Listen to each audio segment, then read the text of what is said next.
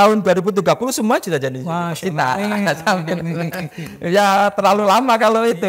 2030 itu sudah semuanya universitas. Amin. Terus nanti setelah itu daya sanding, setelah daya sanding daya saing, setelah daya saing kemudian menjadi kajian referensi kajian dunia. Baik. Jadi semuanya itu belajar ke Hidayatul. Insyaallah.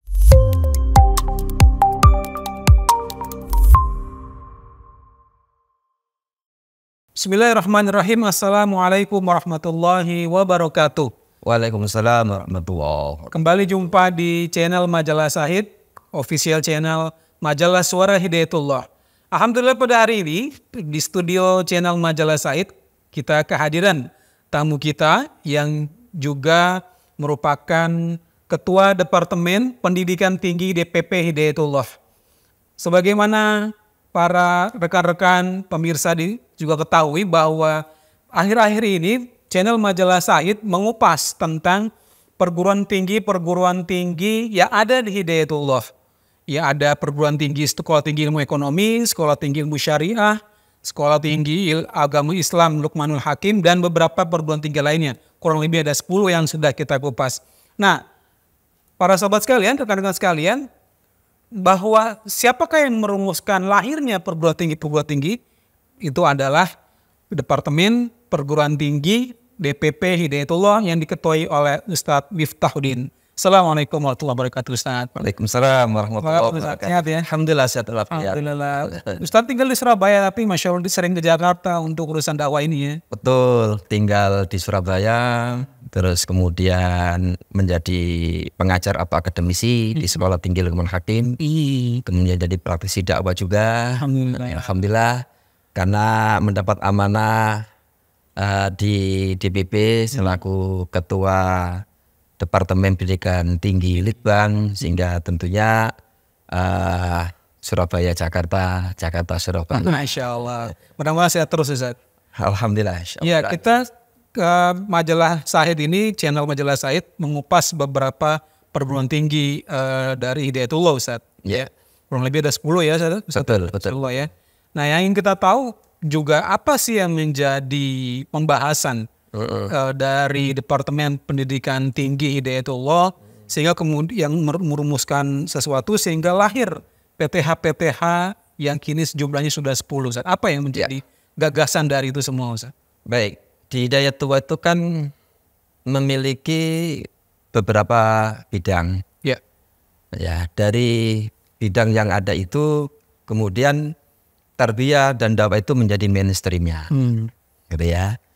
Lah di tarbiyah itu kan ada pendidikan keluarga, ada pengkaderan, ada kepesantrenan, dan ada pendidikan dasar menengah dan sampai pendidikan tinggi. Nah, walaupun departemen ini ada mulai tahun 2010. 2010 ya Ustaz? Mulai. Ya, tahun 2010 departemennya ada. Tapi perguruan tingginya ini ada sejak tahun 1998.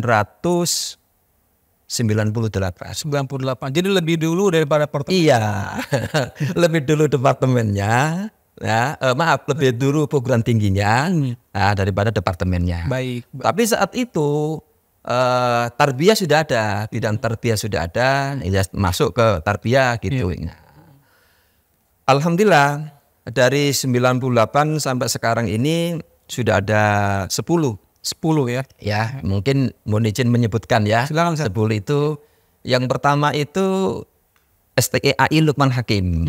Itu di Surabaya tahun 1998. Waktu itu ada 2 prodi.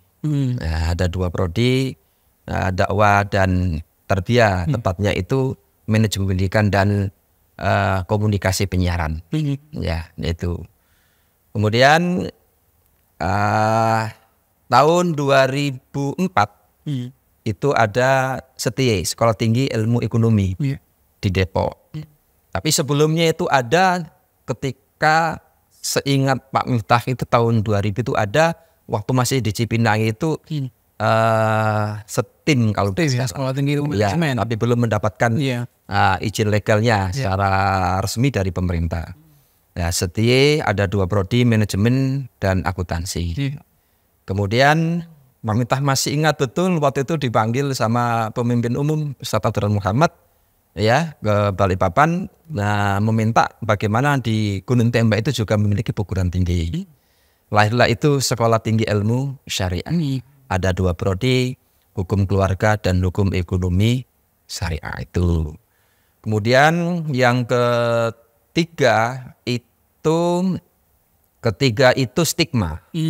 Tapi stigma ini alih kelola dari yayasan X gitu. Kemudian merasa terpanggil dengan gerakannya Hidayatullah dalam membangun peradaban lewat tarbiyah lewat perguruan tinggi. Ya di sini tuh akhirnya diamanahkan ke Hidayatullah. Stigma ini Sekolah Tinggi Teknologi Stigma itu ada di Malang. Ada 3 prodi ya, arsitektur, teknologi informatika, gitu ya. Terus satu lagi apa itu lupa Pak minta ya. Kemudian setelah itu tahun 2017 Sekolah Tinggi Ilmu Tarbiyah Hidayatullah Batam. Hidayatullah Batam. Kemudian ada lagi Sekolah Tinggi Ilmu Tarbiyah di Mumtaz itu di Karimun. Masuk Kepulauan Riau. Masuk dalam satu amanah kampus utama Batam. Seiring itu juga lahir IAI Abdul Said, Institut Agama Islam Abdul Said. Ada 6 prodi. Ya di Batam juga. Jadi Batam ini kota kecil tapi perguruan tingginya itu lebih banyak dari yang lain. Lebih subur ya.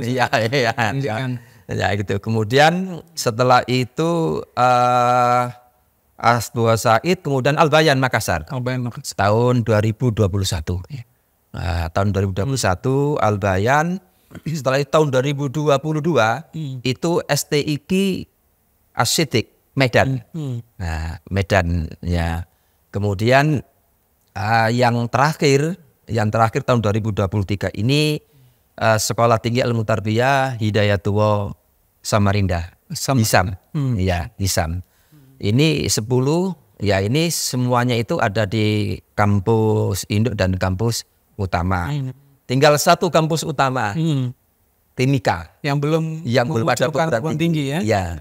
Ya, doakan semoga kawan-kawan kita seperjuangan yang ada di Timika itu bisa mendirikan perguruan tinggi di kampus utama Timika, sehingga seluruh kampus induk dan kampus utama yang ada di Hidayatullah ini sudah memiliki memiliki perguruan tinggi. Karena dalam peraturan organisasi itu dikatakan kampus utama kalau memiliki perguruan tinggi. Apakah jenjangnya itu S1 atau diploma atau S2, nah itu perguruan tinggi. Itu salah satu kriteria disebut sebagai kampus utama ya Ustaz ya? Betul, kampus utama dan kampus induk. Baik, Ustaz tadi mengatakan bahwa yang menjadi gagasan adalah karena memang Hidayatullah secara kelembagaan Arokah ini mempunyai mainstreaming adalah dakwah dan tarbiyah ya. Khususnya kemudian dalam bidang pendidikan tinggi. Selain daripada mainstream itu, apa sih sebenarnya yang ingin ingin ditelurkan ya berdasarkan rumusan yang ingin dibuat? Karena kan kalau perguruan tinggi kan kalau dibilang kan Hidayatullah kan termasuk yang akhir-akhir. Betul. Sebelumnya sudah banyak yang melahirkan perguruan tinggi. Betul. Kenapa harus melahirkan sebuah perguruan tinggi, Ustaz? Ya. Baik. Kenapa kita perlu perguruan tinggi? Ya. Lebih khusus lagi itu di Hidayatullah. Ini tidak sekedar ikut-ikutan. Iya. Karena maaf misalnya di Muhammadiyah ada pendidikan tinggi, kita ikut perguruan tinggi. Betul. Atau di NU ada perguruan tinggi, kita perguruan tinggi. Tidak cukup hanya sekedar itu ya. Tapi kita ini memiliki sebuah kerangka besar. Hidayatullah ini bagaimana gerakan Hidayatullah dengan mainstream dakwah dan tarbiyah ini keberlanjutannya itu terus berlangsung. Ya, jadi terjadi sebuah regenerasi, ya, dan generasi ini tidak sekedar mereka itu mengambil rekrut, ya, dari melalui jamaah atau pengajian itu ya. Tapi karena Hidayatullah ini sebuah gerakan yang sekarang ini cukup besar, bagaimana dalam kepemimpinan ke depan itu mereka betul-betul sudah memahami ya perjalanan Hidayatullah. Walaupun dalam arti makna kepemimpinan ini tidak harus lahirnya kader, pemimpin, pelanjut perjuangan lembaga ini itu tidak harus dari perguruan tinggi, tapi ya dari manapun. Tapi besar harapan ini itu dari kader-kader ini. Makanya pendidikan Hidayatullah itu memiliki program ya semudahnya itu ada program khusus. Mereka itu direkrut, diseleksi, ya kemudian mereka itu dididik, ya dibiayai, kemudian mereka itu ditugaskan. Ya, tidak awalnya itu pengabdian. Awalnya pengabdian. Kalau pengabdian kan dibatasi waktu. Yeah. Ada yang seperti lembaga yang lain itu 1 tahun, ada yang 2 tahun. Lah awalnya kita memang begitu, N+1 masa studi ditambah 1 tahun. Lah kita mencoba untuk kita tingkatkan komitmen dan loyalitas terhadap lembaga ini, bahwa bukan pengabdian tapi penugasan. Kalau penugasan berarti tidak dibatasi masanya. Jadi selamanya. Nah itu yang berikutnya hal yang penting bahwa perguruan tinggi Hidayatullah ini diharapkan melahirkan sebuah kader. Ya, dan kader-kader inilah nanti yang akan hadir ya memberikan ruh ideologi terhadap perjalanan lembaga ini. Karena mereka dididik tentunya selama 4 tahun dan diasramakan, apalagi itu diasramakan, walaupun ada program program yang tidak berasrama. Tapi yang berasrama ini suatu contoh saja sederhana sekarang ini. Di awal tahun 2021 ke awal 2021 kami mencoba melakukan sebuah melakukan sebuah penelitian, kita analisis berapa sih kader-kader PTH itu masuk dalam unsur kepemimpinan di DPW. Ternyata dari DPW yang ada itu 63% dari PTH. 63% itu dari perguruan tinggi Hidayatullah. Yang di Pak Miftah baru mencari itu yang di ketua hariannya, ketua sekretaris dan bendahara. Ya, nah, di situ 63 ya. Sisanya ya 100 dikurangi 63 itu berarti 37 itu non PTH. Non PTH. Nah inilah kader-kader itu kita harapkan lahir dari perguruan tinggi kita ini sehingga mampu memberikan sebuah roh ideologinya itu terjaga. Ya, roh itu terjaga. Tapi ingat PTH perguruan tinggi itu bukan satu-satunya. Ya, alhamdulillah sekarang juga ada sekolah dai. Nah, alhamdulillah ada sekolah dai, ada pusdai, ada ya macam-macam yang itu. Tentunya akan tidak mencukupi. Ya, tidak mencukupi. Hidayatullah sekarang ini periode ini tuh untuk menempatkan kader struktural DPD, DPW se-Indonesia, PPO, bidang PPO itu kemarin menyampaikan butuh 5.000 kader yang nanti menisi dan melanjutkan di DPD posisi strategis. Bahkan sekarang ini di DPP itu wakil sekjen itu alumni PTH. Departemen rekrutmen anggota itu dari PTH. Ya, departemen keuangan itu dari PTH. Dan masih ada yang lain, Pak. Ya, nah gitu. Jadi ini hal yang sangat penting sehingga kami di Departemen Pendidikan Tinggi ini melakukan analisis dan proyeksi masa depan dari mulai fungsi dan derivasi visi besar peradaban Islam tadi.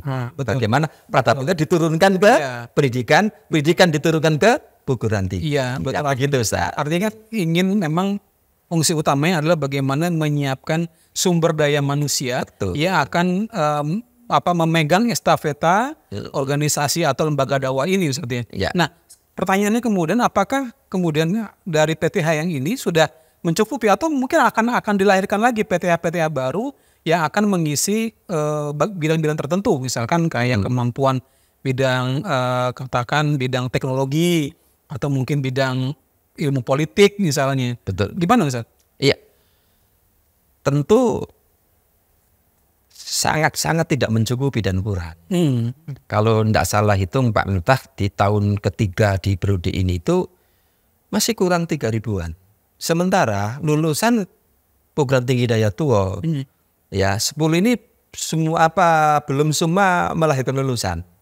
Yang melulusan itu kan Lukman Hakim Surabaya, Stigma Malang, kemudian Setie Depok, kemudian 3 program tinggi di Batam, ya IAI, STIT itu, kemudian STIS di Balikpapan. Ya, tentu tidak tidak mencukupi. Karena tidak mencukupi itulah kemudian kami mendapatkan amanah itu untuk mengembangkan. Selain menambah perguruan tinggi, melahirkan persoalan ini kan pendirian perguruan tinggi baik di Kemendikbud maupun Kemenak itu kan moratorium. Nah itu. Tapi kita mencoba menambah mahasiswa itu dari prodinya dan dari programnya. Nah maka bagaimana kita melakukan perubahan bentuk. Nah perubahan bentuk ini kita harapkan dan sudah kita dampingi ya. Pertama itu di Gunung Tembak. Ya, dari sekolah tinggi ini nanti menjadi universitas. Ya. Nah, kemudian yang di Batam ya itu karena berdekatan ya kami sarankan itu karena berdekatan disarankan gabung aja sekolah tinggi Hidayatul Batam dengan IAI Abdul Said digabung kemudian nanti menjadi universitas. Nah, kemudian Surabaya juga begitu.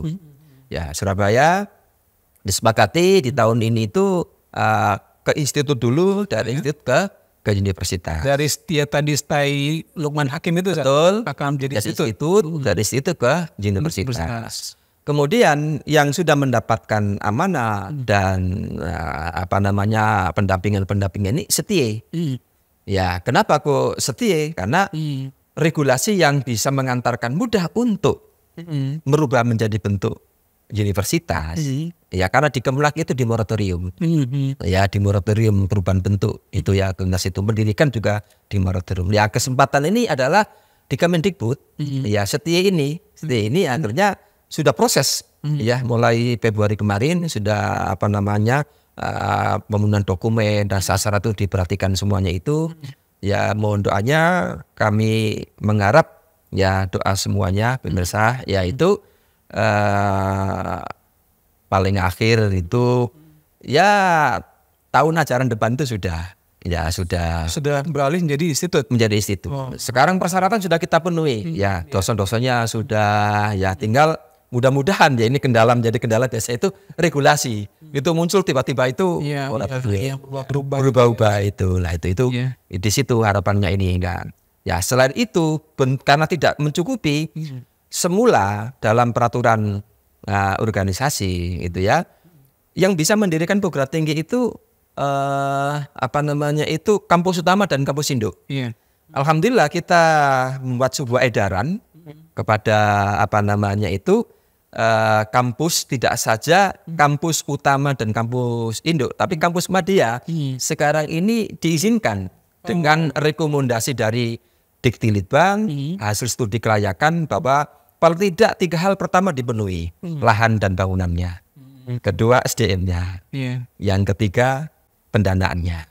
Nah ini kalau ternyata 3 ini memenuhi, mereka mengajukan, 3 ini memenuhi, kami rekomendasi, terus mendapatkan surat jawaban dan kita dampingi. Jadi sekarang alhamdulillah perlu sambut dengan positif ya kampus-kampus madya ini. Tadi malam kami Zoom juga dengan Kendari. Ya. Sedang siap-siap nih Ustaz. Sedang siap-siap. Awalnya tuh diberi sebuah perguruan tinggi Politeknik X gitu ya. Saya tidak usah menyebutkan itu ya. Hanya diajak kerjasama tapi kita musyawarahkan. Wah karena kita punya lahan. Mereka mau gabung itu juga nanti juga harus membangun sarana. SDM juga katanya sudah disiapkan. Udah kita siapkan untuk berdiri sendiri aja. Kita udah sendiri aja. Ya, kami sangat mengharap juga kampus-kampus media yang memiliki berangkat dari awal analis dulu tadi itu lahannya ada, sarananya ada, bangunan tuh, ruang kuliahnya, ruang segala tadi itu, terus SDM-nya itu sudah disiapkan, dananya sudah mencukupi, dananya itu kan untuk satu prodi itu harus menyiapkan dana 550 juta. Jadi kita minta harus ada uang itu sebagai apa? Jaminan untuk keberlangsungan penyelenggaraan pengelolaan perguruan tinggi tadi. Jadi gitu, Ustaz. Baik, Ustaz, ini berkaitan dengan mempersiapkan kader SDM yang siap berkompetisi. Iya. Rumusan seperti apa yang dibuat oleh Dikti di BPI Hidayatullah, Ustaz sendiri dalam menyiapkan PTH ini siap bersaing, betul, di dalam menghadapi masa depan ini, dan juga tentunya alumni-alumninya seperti apa Ustaz, konsepnya yang akan dibuat, Ustaz? Gini. Jadi ada beberapa organisasi kemasyarakatan itu membuat pendidikan ulama dan cukup lama tuh, sekian dekade itu ya, pendidikan ulama. Alhamdulillah kemudian memang betul juga, ternyata PTH dalam perjalanannya itu kita evaluasi sampai 5 tahun yang lalu tidak cukup hanya kader leader yang profesional. Itu yang menjadi tagline dulu kan, kader. Memang betul harus ada kader ditugaskan. Maka kelebihan kita ini di Hidayatullah itu pendidikan ini tidak ada tadi tuh yang nganggur, dapat ditugaskan itu udah mendapat gelar pengukuhan tuh jadi ustadz di sana itu sudah itu ditokohkan.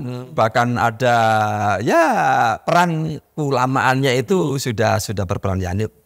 Nah, awalnya dari awal itu sampai masuk ke tahun 20 itu, Ustadz, itu istilahnya kader yang bagaimana?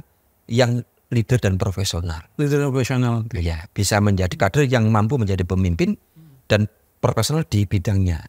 Setia melahirkan, kan jurusannya kan ekonomi. Nah, melahirkan ekonomi.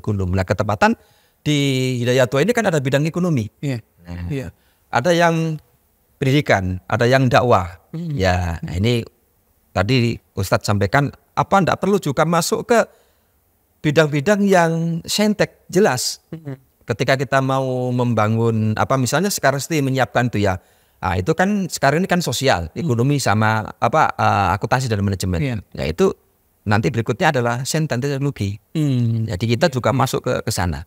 Lah kembali kepada seperti apa rumusan PTH kita ini, ini tadi itu rumusannya itu awalnya itu kader leader profesional. Ya, jadi makanya mereka pemimpin. Waduh, ketua DPW tadi kita sampaikan 63%, ketua sekretaris bendahara wilayah itu dari PTH. Dari PTH. Sisanya itu dari perguruan tinggi yang lain. Ya, dari perguruan yang lain mendominasi gitu ya.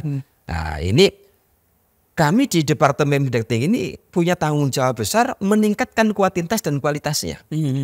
Kenapa? Sangat bagus sekarang di Daten, kita syukur alhamdulillah juga banyak kader-kader kita itu juga ternyata pendidikannya itu juga tidak di luar sangat banyak, ke Timur Tengah, ke Sudan, ke Turki, ke Madinah, ke Maroko, ya itu banyak, ke Mesir, alhamdulillah. Yaitu mereka pun juga menjadi kader.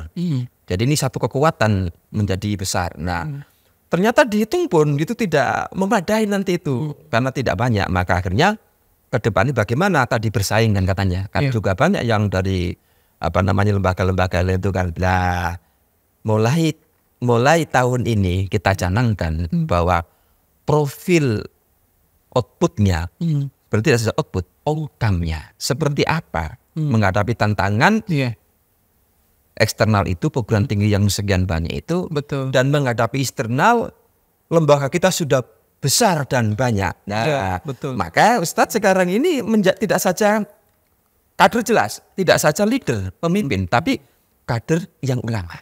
Betul. Jadi semakin berat. Jadi amanah pengelola perguruan tinggi kita itu 10 perguruan tinggi kami kesankan kepada para pimpinan itu tidak saja kader leader, kader leader yang profesional di bidang ahlinya tadi itu, tapi sekaligus kader yang ulama. Ulama seperti apa? Ulama yang mujahid, ulama yang mujadid, mampu melakukan sebuah perubahan dan membangun sebuah gerakan peradaban tadi itu.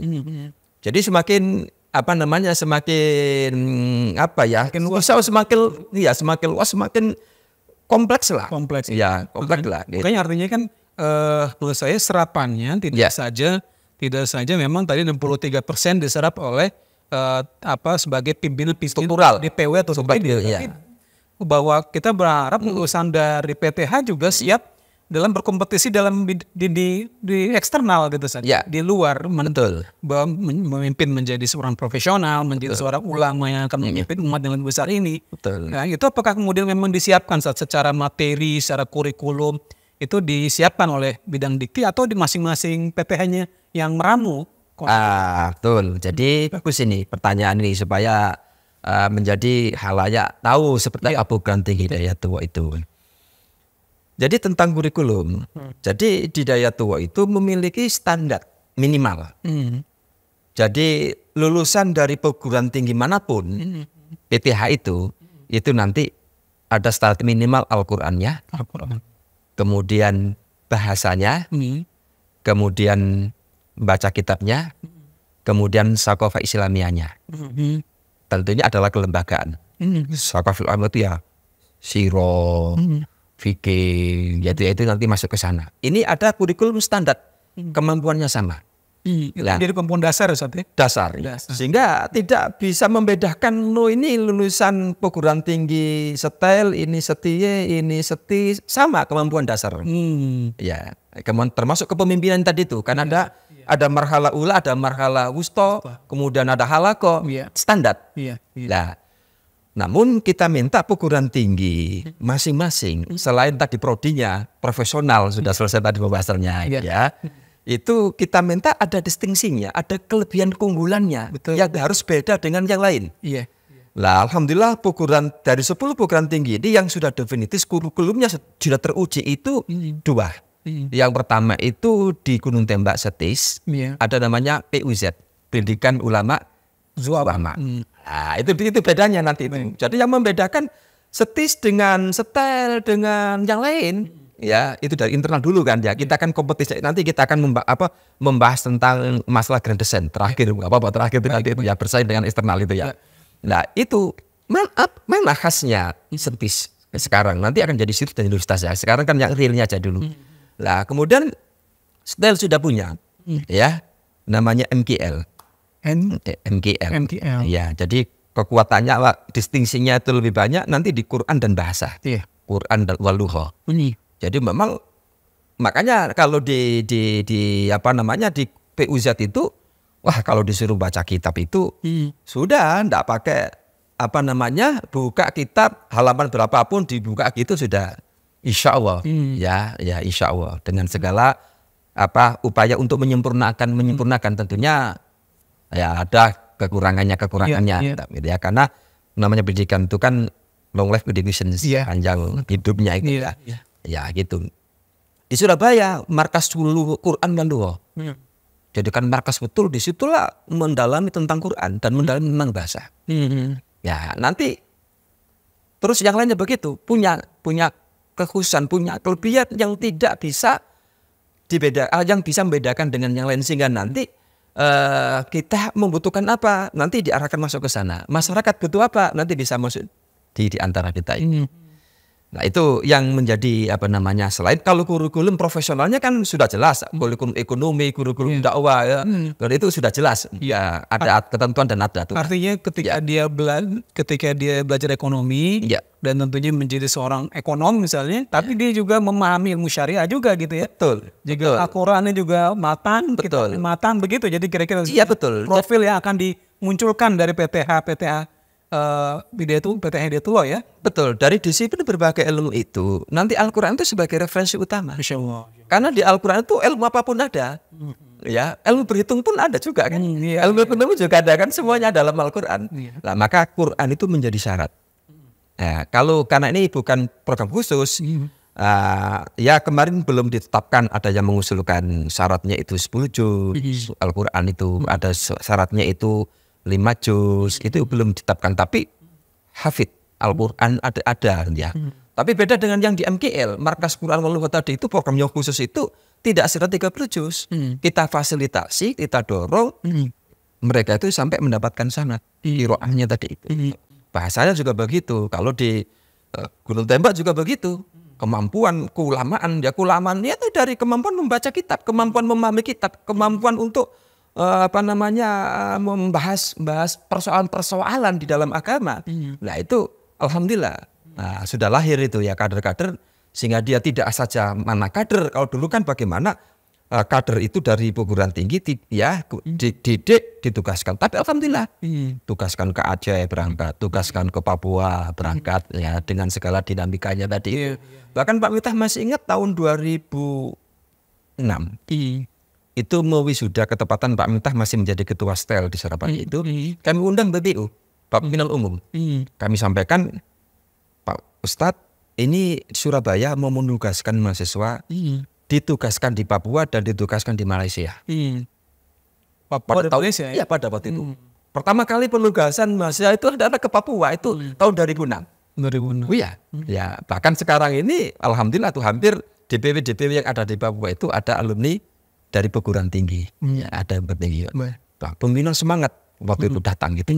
Nah, ya, kemudian dengan segala persoalan dan dinamikanya, kemudian nggak tahu proses berikutnya Pak Miftah pada waktu itu, kemudian kok yang di Malaysia itu kalau nggak salah memang saya ditarik anaknya itu, anaknya ditarik, kemudian dibutuhkan ya untuk merintis kampus baru, untuk melahirkan kader sesuai dengan kompetensi yang dimiliki dia.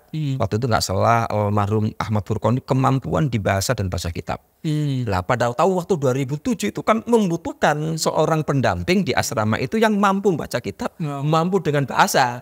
Akhirnya itu ditarik itu yang Malaysia tadi itu. Balik ke kampus Ya. Tapi bukan kampus di Indo utama ndak. Ditugaskan perintisan di Panceng waktu itu. Dibawa ke Panceng sana, Gresik sana itu. Ya, jadi ini upaya kita, jadi ada standar. Nah, nanti baru ada distingsinya, keunggulannya di style apa, keunggulan di ada sudah terumuskan. Ya, kemudian nanti di Depok, style apa, semuanya nanti begitu. Iya. Baik pemirsa, dimanapun berada, jadi kita bisa paham bahwa posisi PTH Perguruan Tinggi Hidayatullah se-Indonesia ini adalah memang untuk menciptakan kader yang memang secara mempunyai kecerdasan secara intelektual ya, dengan keilmuannya, dia juga mempunyai kecerdasan secara spiritual dengan menguasai kitab-kitab, secara lugha, Al-Quran dan banyak lagi, sehingga kemudian memang siap ditempatkan dalam internal dan juga eksternal. Bahkan banyak permintaan itu. Banyak permintaan kami itu sering ya mendapatkan permintaan ya dengan segala hormat, mohon maaf, kami sarankan kadernya lembaga aja, ya kadernya Pak Ustadz kirim ke kami didik, nggak apa-apa nanti diambil dengan syarat ketentuan ya harus diikuti itu. Tapi kalau kader yang kita miliki ini diambil, sementara kita ini masih sangat membutuhkan, nah gitu sempat dan beberapa kali kita mendapatkan begitu. Nah ini soal ini soal mungkin katakan biaya ya Ustadz ya. Kan banyak nih mungkin yang juga setelah mendengar dari penjelasan PTH sebelum di video sebelumnya, mungkin banyak yang ingin kuliah di PTH ini. Gimana syarat dan ketentuan untuk bisa masuk atau kuliah di PTH, terutama yang bagi para kader dan siap penugasan? Ya, pertama itu yang kan ada wawancara nih. Iya. Kami memang belum selektif itu di proses tertinggi itu, bukan di melihat akademiknya belum. Ya. Tapi yang jelas kemampuan baca Quran, hafalan, lebih banyak pada komitmen di dalam berislamnya, loyalitasnya dalam sebuah pergerakan, fahamnya memahami sebuah arti peradaban tadi itu. Ini yang kami butuhkan yang pertama. Yang kedua tentunya masukkan secara khusus, katakan itu yang seperti di PUZ, seperti di MKL, itu karena sudah memiliki target yang khusus, maka yang masuk juga harus khusus. Di PUZ itu ada idat 1 tahun bahasa dan pengajarannya pakai menggunakan bahasa Arab. Tidak ada kitab, juga tidak ada buku referensi, tidak ada bahasa selain bahasa Arab. Yang ngajar juga full dengan bahasa Arab. Ya, jadi kalau masuk ke sana ini karena khusus, ya tentu syarat khusus. Bahkan minimal kalau tidak salah, mohon maaf, perkembangannya itu apakah berubah atau tidak berubah, yang Pak Entah ingat dan ketahui itu minimal itu 15 juz. Ya, 15 juz. Nah itu beda dengan yang apa namanya yang program umum ya, yang langsung tadi itu ya tentunya kan beda target dan tujuannya. Nah ini yang tentang masalah biaya, memang alhamdulillah Hidayatullah memberikan fasilitas ya kepada siapapun ya, kepada siapapun dengan satu tadi itu yang ikuti wawancara tadi itu ya kita siapkan asrama. Ya mereka tinggal di asrama, dibimbing, diarahkan, ya dan seterusnya itu. Ya kemudian masuk kuliah sesuai dengan pilihannya, walaupun pilihannya dibatasi. Seperti kalau di Surabaya itu pilihannya itu hanya dakwah dan tarbiyah, walaupun ada ekonomi, ya tapi hanya dakwah tarbiyah yang dipilih. Di STIS itu kan tidak salah itu hukum ekonomi syariahnya kalau tidak salah itu, ya kan ada HK dan ada itu ya, hanya itu yang disiarkan, ya diarahkan ya. Jadi terbatas dalam masih pilihan, ya tapi mereka terfasilitasi. Nah kemudian ada apa namanya itu penyandang dana, ya diantaranya ya Baitul Hidayatullah. Ya tentunya dengan syarat ketentuan yang ditentukan oleh ya tentunya. Karena ini apa namanya program khusus itu menyiapkan kader itu ya penyelenggara lah yang menyiapkan ya secara teknis ada di penyelenggara ya secara teknis ada di penyelenggara itu. Nah ini kan sekarang ini kan sudah 50 tahun Hidayatullah nih Ustaz. Betul. Apa yang menjadi gagasan hari ini kan apa yang sudah dibangun sejak 50 tahun mungkin ya dalam perjalanan itu. Nah apa dalam perspektif Dikti untuk Hidayatullah 50 tahun ke depan Ustaz yang ingin dibangun Ustaz. Ini mungkin bicara juga Grand Design juga nih. Oh ya, sebelum masuk ke Grand Design, jadi keunggulan pendidikan di Hidayatullah itu khususnya di pendidikan tinggi ini, yakni basisnya adalah ya manhaj nubuwah, yaitu ya jati diri itu ya, penerus risalah Rasul ini kan, itu yang ya insya Allah terus berkembang dan akan apa namanya mengembangkan seiring dengan perkembangan organisasi atau lembaga itu. Nah kemudian yang kedua bahwa alumni perguruan tinggi Hidayatullah inilah ya diharapkan bisa sebagai ujung tombak sebuah gerakan peradaban ini. Lah kalau sudah bicara peradaban itu kan tidak cukup bicara Jakarta, tidak cukup bicara Surabaya, tidak cukup bicara Indonesia malah. Ya Indonesia, bahkan tidak cukup Indonesia. Betul, tidak cukup Indonesia. Iya, dunia. Peradaban. Iya, peradaban Islam ya. Lah, disinilah kemudian kita sudah membuat nama istilahnya itu Grand Design. Jadi di tahun 5 tahun Pak Witah mendapat amanah ini, itu mengantarkan, mendampingi, membina, ya, bagaimana perguruan tinggi kita ini memiliki standar yang ditentukan oleh pemerintah. Jadi akreditasi istilahnya, akreditasi program studinya, akreditasi perguruan tingginya itu harus diselesaikan. Ya, karena salah satu di antara penilaian yang dikatakan unggul itu kan tidak bisa lepas dengan penilaian ya di pemerintah tadi ini ya, akreditasi tadi itu. Dan kita sendiri kalau mau cari pendidikan di sekolah itu kan akreditasi apa lah itu kan. Ini kita selesaikan. Setelah itu 3 tahun ini alhamdulillah sebagian besar tinggal beberapa saja itu. Tapi ini sudah kita proses gitu ya. Setelah itu ya tadi itu kemudian kita standarkan internal. Ya tadi sudah kita singgung sedikit ya. Jadi kurikulumnya kita standarkan, pengkaderan kita standarkan, keasramanya kita standarkan. Bahkan perguruan tinggi Hidayatullah ini sangat beda dengan perguruan tinggi yang ada dimanapun. Biasanya kan perguruan tinggi umum itu kan pengajaran, penelitian, pengabdian. Kan itu aja kan. Dimanapun ya itu. Nah di Hidayatullah itu istilah tridharma. Di Hidayatullah itu ada istilah pancadharma. Ada pengkaderan dan ada kepesantrenan. Jadi perguruan tinggi sebenarnya wadahnya ini yang tidak saja di bawah Dikti sebenarnya, tapi Departemen Pengkaderan itu juga masuk, ya ikut memproses pesantrenan dengan asramanya itu ikut memproses. Nah, 5 tahun ini dengan harapan menjadi sekolah yang terstandar eksternal dengan internal. Nah, periode yang akan datang diharapkan 2026 sampai 30 itu perguruan tinggi kita ini memiliki daya sanding. Daya sanding itu artinya itu menjadi alternatif pilihan. Misalnya kalau di keagamaan UIN misalnya, ya di UIN itu ada ekonomi syariah, ya di di Daya Tua ada ekonomi syariah, ketepatan ada juga, ya di Surabaya ada, kemudian di Makassar juga ada, terus ada 3, lupa satunya di mana itu ya. Lah, jadi daya sanding memiliki sama gitu ya, sama. Tadi keunggulannya dalam perspektif itu ya, masyarakat loh ya, nah sama. Lah, 5 tahun itu diharapkan mutu dulu, pokoknya biasa bersanding. Ya namanya sanding kan tinggal orang itu kan milih selera nanti itu. Banyak faktor, banyak variabel yang menjadi pilihan. Ya, tapi bisa tampil sejajar paling enggak itu. Ya, manajemen juga begitu nanti. Kalau seharusnya bisa lebih unggul malah.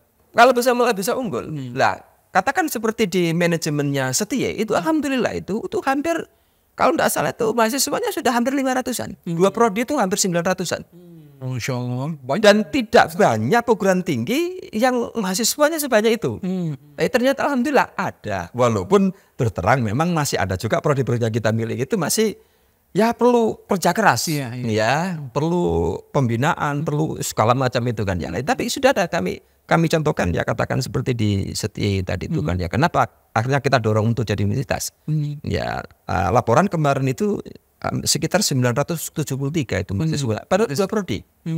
Ya, tapi tidak semuanya itu ditugaskan nanti kan program khusus tadi itulah. Itu berarti kalau di lingkungan L2 Dikti Jawa Barat itu daerah sudah memiliki daya sanding swasta, tapi bahkan bisa mengungguli yang lain. Nah, tapi sebenarnya bisa bersanding dulu. Nah, itu kalau hitungannya sekarang nanti periode kami ini nanti kan 2025, 2006 sampai 30 itu begitu. Jadi semuanya punya sanding, jumlahnya hampir sama lah mahasiswanya nanti. Ya, ini maka pembangunan strategi sendiri itu ya. Di 2030 ke 35, 2025 ke 30, kemudian 31 ke 35. Itu bukan daya sanding, tapi daya saing. Maknanya daya saing itu begini. Sama-sama ekonomi syariahnya. Di UNER itu ada ekonomi syariah. Di Setel, sekarang Setel, tapi nanti sudah universitas kan ya. Nanti insya Allah kan 10 tahun masa tidak. Nanti pada akhirnya 10 tahun yang datang itu sudah menjadi bukan daya sanding, tapi daya saing. Artinya apa? Tidak diterima di Daya Tua, baru kuliah di UNER. Wah, hebat ya itu. Hebat, iya. Tapi 10 tahun ya itu ya kan itu ya. 10 tahun lagi, wajar kan ya, 10 tahun lagi. Tapi kalau 5 tahun lagi kan sudah bisa daya sanding, bisa disandingkan sama ya. Cuma kan kadang orang itu kan kalau nggak ke negeri gengsi. Nah, bagaimana bisa mengunggulkan dengan kegengsian tadi itu? Lebih keren itu kalau di Daya Tua. Karena apa? Ada memiliki daya kelebihan dengan panca dharmanya tadi itu. Lah, disinilah yang akan kita alhamdulillah dari sekarang ini sudah ada rumusan itu. 5 tahun sekarang ini, 5 tahun yang akan datang terus. Termasuk langkah-langkahnya juga sudah disusun ya? Langkah-langkahnya sampai nanti ada roadmap-nya. Ya, tapi kami belum sampai ke sana. Sampai nanti itu, bahkan kalau ini bicara tentang grand design-nya itu, ini kenapa itu menjadi sanding? Apa daya saing dan sampai nanti di 5 tahun yang terakhir itu. Bayangkan konsep grand design-nya perguruan tinggi kita itu terilhami oleh 5 surat nanti itu. Al-Alaq, Al-Baulan, Muzamil, Mudasir, Al-Fatih. Nah, itu nanti di situ tuh nanti itu makanya kurikulumnya basisnya adalah berbasis manhaj nubuwah. Lah, Ustadz, nanti ketika kita menjelang tahun 2040 dan sampai 2000 menuju 100 tahun kemerdekaan Indonesia 45, itu sudah bukan daya saing yang tadi saya contohkan, karena kan misalnya di Surabaya ya, saya contohkan belum sebagai pendukung. Apa mungkin di Surabaya itu ada. Jadi saya tidak usah menyebut perguruan tinggi negerinya dan swastanya. Itu ada, Ustaz. Ya, itu ada, itu mengambil jurusan psikologi, itu ngambil di swasta ini dulu. Kalau tidak diterima baru ke negeri ini. Baru negeri yang besar. Negur yang tua, yang besar lah gitu. Tidak usah menyebutkan. Tapi itu Pak Miftah tahu betul karena di swasta ini swasta besar memang ini ya. Ya itu saya sebut aja lah di Ubaya itu ya. Karena ketepatan Pak Miftah sebelum ada tugas sering ke Jakarta ini itu kan termasuk menjadi provisinya itu pembinaan rohani keislamannya dosen dan mahasiswa-mahasiswa di Ubaya. Iya di Ubaya, sehingga terjadi dialog dari jurusan apa, jurusan psikologi. Kenapa Bu? Mungkin iya lebih bangga dia itu di Ubaya itu daripada di X negeri. Padahal menurut saya itu nama dan dakwah. Ya, tapi khusus untuk prodi psikologi khususnya, tidak semuanya. Ada tertentu di swasta itu kan di saya rasa di Jakarta kan ada kan? Ada. Tidak itu harapannya nanti begitu. Nah, Ustadz di tahun 2045 itu wah ini kan nih. Apa itu? Menjadi referensi kajian keislaman dunia. Referensi kajian keislaman. Bicara tentang masalah ekonomi ke Hidayatullah. Hidayatullah masuk ke akademik, masuk ke perguruan tinggi. Seperti apa penelitiannya, seperti apa pengabdiannya, seperti apa akademiknya. Menjadi referensi kajian keislaman dunia. Jadi bukan nanti kita itu belajar ke tidak saja dosennya kuliah di luar, mahasiswanya kuliah di luar. Enggak. Tapi ini bicara tentang kajian keislaman tadi itu. Ya bicara tentang pendidikan ke Hidayatullah. Mana?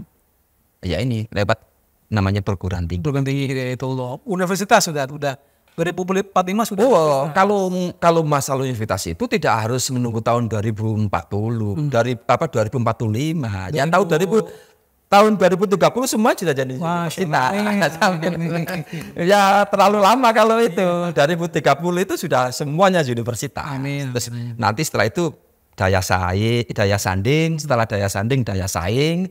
Setelah daya saing kemudian menjadi kajian referensi kajian dunia. Baik. Jadi semuanya itu belajar ke Hidayatullah, ke Indonesia dalam arti hidayah. Semuanya dimudahkan. Mohon doanya. Ya, mohon doanya. Jadi perspektif yang luar biasa tentang pendidikan tinggi Hidayatullah. Baik, para pemirsa dan berada channel Majalah Sahid. Tadi kita sudah mendengarkan bagaimana visi yang ingin dibangun oleh Departemen Pendidikan Tinggi Hidayatullah membangun universitas nanti di tahun 2030 yang mempunyai daya sanding, daya saing dan menjadi referensi kajian keislaman dunia. Mudah-mudahan semua usaha-usaha untuk membangun peradaban Islam ini. Terima kasih atas kesetiaannya menyaksikan channel Majalah Sahid. Assalamualaikum warahmatullahi wabarakatuh. Waalaikumsalam warahmatullahi wabarakatuh.